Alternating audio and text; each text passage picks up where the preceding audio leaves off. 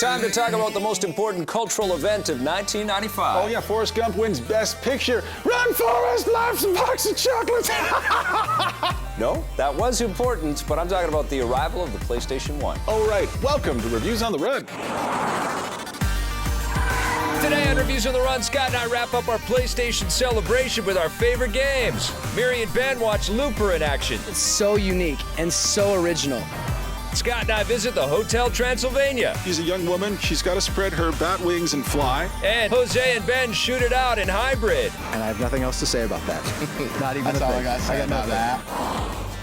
We have been celebrating PlayStation 1 all week long, and today it is our turn to discuss some of our favorite games and experiences from the PS1. Let us waste no more time and start talking about Driver. This is from a developer called Reflections. I was reading all the online sites back then, all the magazines, and I was reading about this thing, and again, it was one of these experiences. Electplay.com back then. Might have been, probably not though.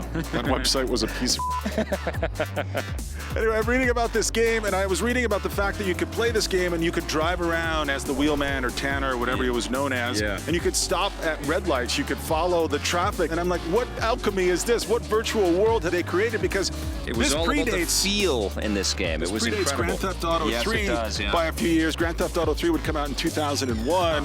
The physics in this game were amazing. Just like one more tap to the bumper of this car would take it out, and then it would just explode, and you'd want to do the whole thing all over again. It was so good that Reflections was never able to recapture that magic again. Well, remember the sequel? It came on 2 discs, and it was a mess. The love that we all felt for that franchise in that moment has never been captured again. That was the first time, too, that I really, when I would peel out, I would feel my wheels digging into the asphalt. It was an incredible experience. The PS1 was a killer driving game console. There were lots of really cool racing titles out there. Crash Team Racing is one of my favorite racing games of all time. This was Naughty Dog trying something brand new with their Crash Bandicoot franchise. They were obviously chasing the shells in Mario Kart. Still haven't caught the Mario Kart. It was pretty wicked, though. I mean, it had a huge, robust story. There was lots of stuff to do in this thing, lots of characters that you could play as. The environments were incredibly varied. There was a multitude of content for you to sink your teeth into in the game with great production value, great music, great sound effects. I have it loaded on my Vita, and I love playing this game to this day. Gran Turismo made its appearance on the PlayStation 1, arguably the most important racing game of all time. It was one of the biggest sellers for the console, one of the biggest sellers of all time in the industry. And this was a game that I remember reviewing it and playing it for the first time, was absolutely overwhelmed by. Just the fact that every minute detail you could ever hope to think about putting into a driving sim was put into this thing. It was like a PC simulator. Those things just look like totally for fetishists and people that were just obsessed about all the details. But here it was on your PlayStation console, a little bit easier to digest. But holy crap, was there a ton of content. And it was a system seller as well, because this was one of those games that you would go over to a friend's house and you would see the incredible realism at the time, and you would go home and you're like, I want that realism in my home too. Yeah, and we loved it, but we were also a little bit burned out by how much they had to adhere to realism, and I think that persisted as Gran Turismo carried along. They've been more obsessed about recreating realism than giving us a fun game. Yeah, Polyphony got a little off track there. A little bit nuts with it, yeah. Destruction Derby came out for the PlayStation 1. This was one of the earliest titles from Psygnosis, and again, this was a game that we'd never seen before. It was a dream come true. I didn't play this one. You could take your cars and bash into them, and pieces and bits would go flying off. They would have a figure-8 track where you would race around and try to just sneak by within millimeters of getting hit to win races. It was fantastic. Again, very strong physics, great production value. I gotta play this. Look at this thing. And Psygnosis also brought out my cherished Wipeout as well, and then Wipeout Excel. Now, another seminal moment for me has got to be Tenchu. This was the ninja simulator. You started off the game with the princess being captured. Then you would play the game either as Ayame, the female ninja, or Rikimaru, the man ninja. Just even remember the opening cutscene of this game, and it was so haunting and weird, and this camera was just panning through these dojos, and this weird haunting woo song was playing. And then you get into the game, and you're hiding crouched on rooftops. There were just so many moments of tension and waiting and observation. Well, I had a similar kind of epiphany with Metal Gear Solid, which of course, me too, has been talked about all week and is a fan favorite and is beloved by everybody. Metal Gear was so revolutionary, so much production value, so much exposition that you can't skip through fast enough. But holy crap, is that game incredible. It's still so ahead of its time. It's still the best so Metal Gear. nerve-wracking. It was great story, great characters. Metal Gear 3 is better, but it's still phenomenal.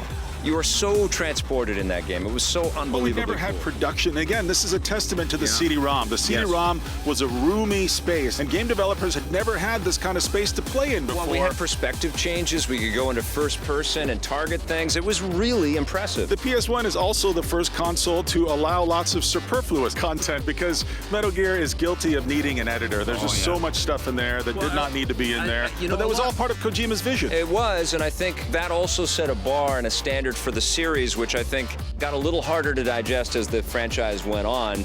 But for the PlayStation 1 version of Metal Gear Solid, I think there was a need for a lot of content explaining how you did everything in the game because it was so complex. The Abe's Oddysee games, or the Oddworld games with Abe's Oddysee and Abe's Exodus, both amazing. Love that game, and I also love, like everybody else, Castlevania Symphony of the Night, which stands as one of the best 2D experiences ever. And of course, can't forget Psygnosis' Colony Wars. It had impressive space vistas and beautiful explosions, great space operatic music and voiceovers. It was an amazing game. Well, I've got one more for you, too. It's Ape Escape, and I picked this up solely based on my love of Metal Gear and of the Tenchu series. I wanted more stealth in my life, and basically, this is Back to the Future. You've even got a Doc Brown type character in there, and it's just you sneaking up on monkeys. And the great thing about it is the monkeys have these like turning siren hats on top of them with all kinds of personality. As soon as they knew you were in the area, their hats would go off, and you were chasing them. You got to catch monkeys in nets. What a platform! So many games. I think the PS1 doesn't get the credit that it deserves. It's an incredible platform. We have just scratched the surface, and the beautiful thing is now, obviously you can play PS1 games and buy some of these titles on the PlayStation Network store for your PS3, and now you can do that for the Vita, and they look great on the Vita. Listen, we've got more reviews on the run for you right after this. Still to come. Could you look yourself in the eyes and pull the trigger? Ed. I've never seen a game that's so heavily focused on covering. It's all you do. But after the break, Now you're giving it all. I know. I am. Okay.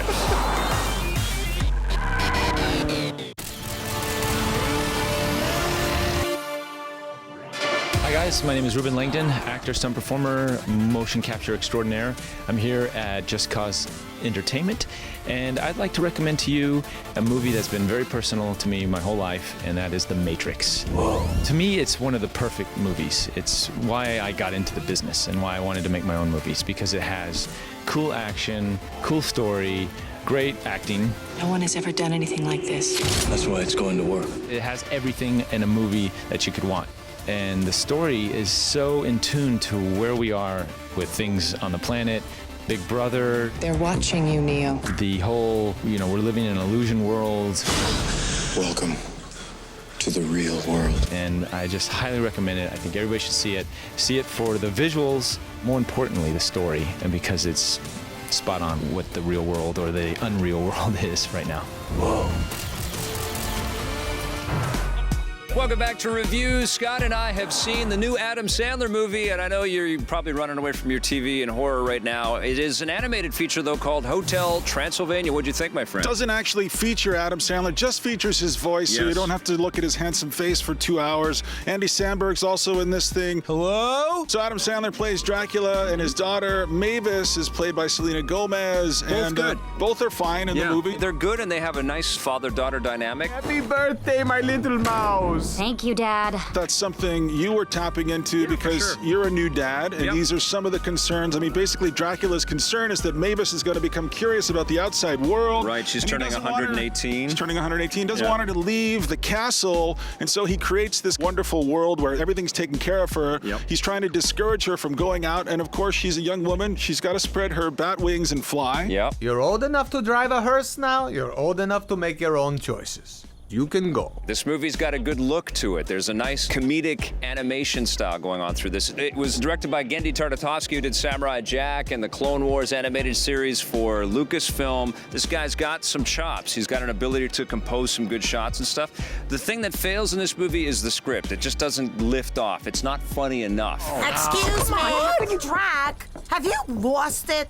Letting your own daughter out there with those horrible humans you always tell us about? I feel like what happens here is there's this weird deja vu over the course of the movie where you feel like you're seeing the same scene replayed over and over again, and the same scene is replayed over and over again, and it's the confrontation between Dracula and Mavis. And the movie just spins its tires for so long, over and over again, and it just, there's no traction. It never really lifts off. It never achieves the kinetic highs certainly of the Pixar stuff, or certainly of any of the other DreamWorks stuff that we've seen before. I kept thinking of How to Train Your Dragon, and how much more we both just fell for that movie. Well, and part of it is the whole conceit of the film. I mean, this is Dracula creating a safety zone with this Hotel Transylvania for monsters, and we don't really leave the hotel for the entire film. So all of the scenes are kind of trapped indoors. Who pinched me? Guilty. You're irresistible. Yes, very amusing, Invisible Man. Hello, great to see you. You're seeing a lot of the same backgrounds over and over again, so they do replay a lot of the same scenes. And these characters are more interesting than just locking them into rooms like they have done for this film. I mean, it's a good concept, but we really needed to see these characters in different environments and different kinds of situations to elevate this movie beyond sort of Saturday morning cartoon, which I think is where the best that this could hit. It's okay, we all get stomach aches, Mr. Bigfoot. It should be smarter, it should be more clever, and I do think I agree with you. I think it's the script that fails all of this across the board. Yeah, and you know, it was a little disappointing, actually, that the whole thing is centered around a love story between Mavis and a human played by Andy Samberg. The human is boring. He's terrible. He's boring and lame, and he's dumb, and it's the first human that Mavis sees, and she falls for him, and that just seems so silly and so poorly thought out compared to the rest of the character designs and constructs and the effort that they put into the rest of the movie, and then they just threw in Joe Dude, traveling guy, as the main protagonist, and he was lame. All right, what are you going to give Hotel Transylvania? Gets a 4.5 out of 10 for me. I liked it a little more, 5.5 for me. Well, that's another dud for Adam Sandler. What's next for this guy? That's my boy, too. Can we hang that on him? I don't think we can hang that on him. I'm hanging it on him. All right, well, it's time to take a look at Hybrid. Here's Ben and Jose. Sorry, Adam. All summer long, Ben and I have been scouring the Xbox Live Arcade, looking for that Summer of Arcade hit. Now we're going to be taking a look at Hybrid, which is an extremely cover-based third-person shooter from Fifth Cell. Ben, is this the hit we've been waiting for all summer? Well, you know, I really want to like Hybrid. It's a game made by Fifth Cell, and these guys made Scribblenauts, which couldn't be further from Hybrid. I mean, this is an action cover-based game. Scribblenauts, not a lot of action. It's a multiplayer-only game. They have like a single-player training thing that you do at the beginning, but then pretty much you just got to jump in online. I've never seen a game that's so heavily focused on covering. It's all you do. You basically hop from cover to cover. You zip through the air. You've got like a little kind of rocket jetpack thing. Yeah, and you got to move in the air because guys are shooting at you. And then you land to another cover spot. And then you can kind of move on the little cover itself. You can hop over to the other side of it. But basically all you do then is find more cover, launch out, and jump to that. Which is a weird approach. The cover jump shooting mechanic, I don't know if that's going to last very long in video gaming.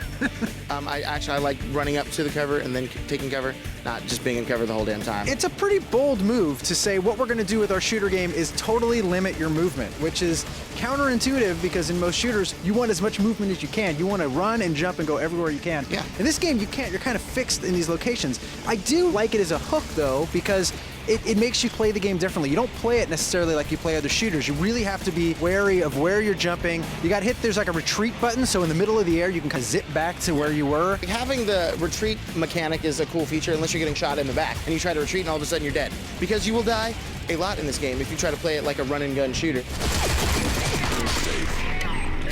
You're right about getting shot in the back of the head. That happens all the time in this game, and that's partly due to the way the levels are designed. You kind of go from cover spot to cover spot, but they all have to kind of connect. It sort of rendered the level design pointless because every level feels similar because you're just jumping from cover. There's also upside down cover in the skies. Yeah. So there's cover on the roof that you zip to, and all of a sudden you're upside down. I like that. And everything's crazy.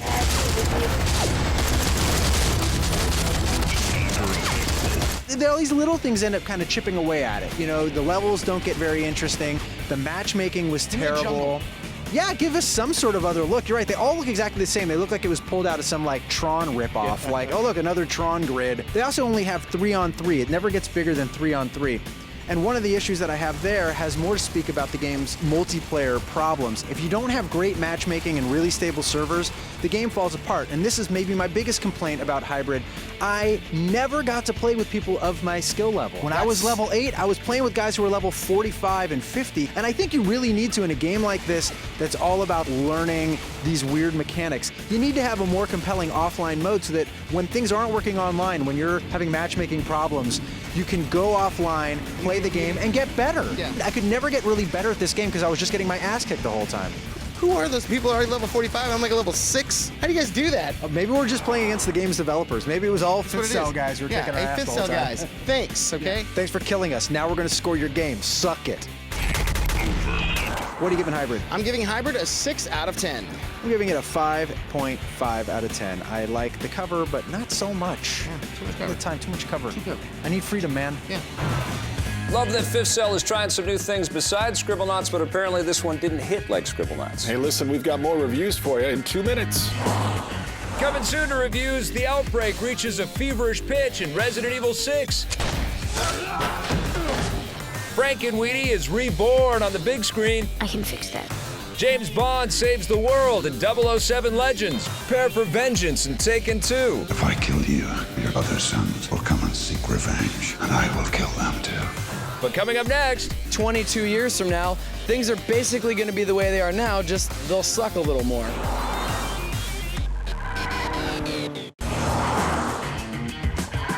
welcome back to Reviews on the Run. If we look green with envy, it's because we weren't able to review this next film. I know, this makes me sad. Miri and Ben, they got to see Looper. Here they are with the review.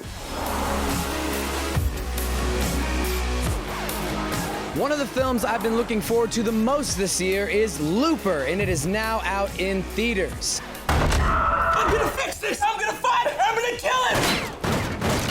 Looper is an almost impossible movie to summarize, but I'm going to try.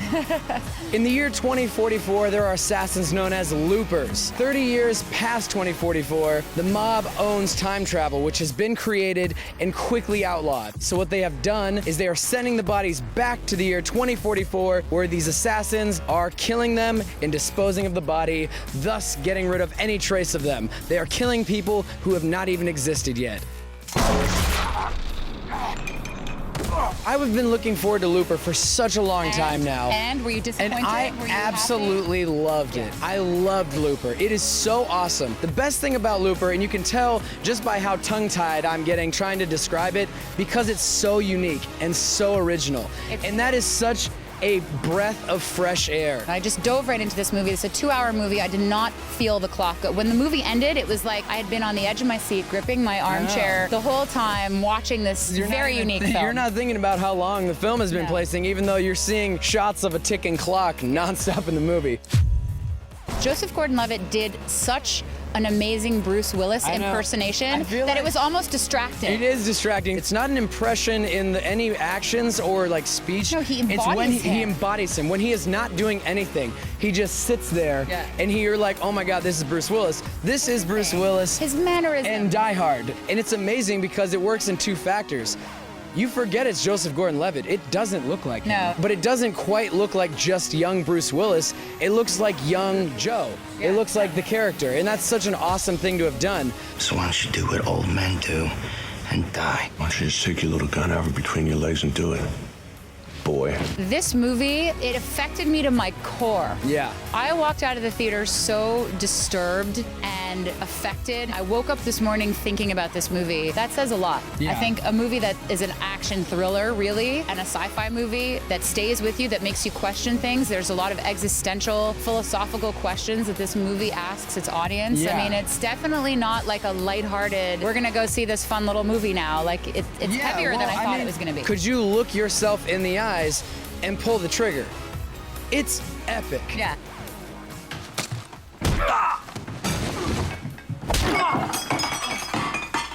Rian Johnson is a filmmaker I've been watching come up for a while. I think he's Brick, amazing. right? I mean, Brick Brick is is a great film. one of the best indie films of the last 10 years. Yeah. He's been doing a lot of amazing things.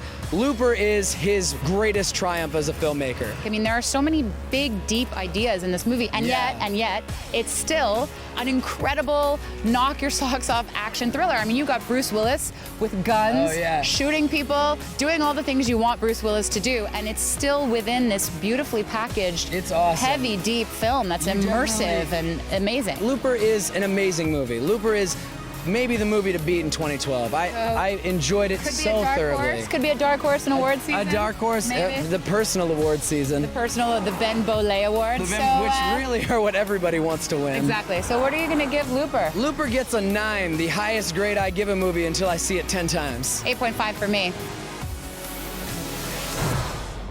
I know what I'm doing this weekend, Future Scott. Hey, listen, if you've got a Twitter question for us, send it to us now because we're answering right after the break. Coming soon to reviews, terror strikes deep in Sinister. He consumes the souls of human children. Take to the pitch with FIFA Soccer 13. Argo takes movie making to new heights. If I'm doing a fake movie, it's going to be a fake hit. And the Armored Kill takes to the battlefield.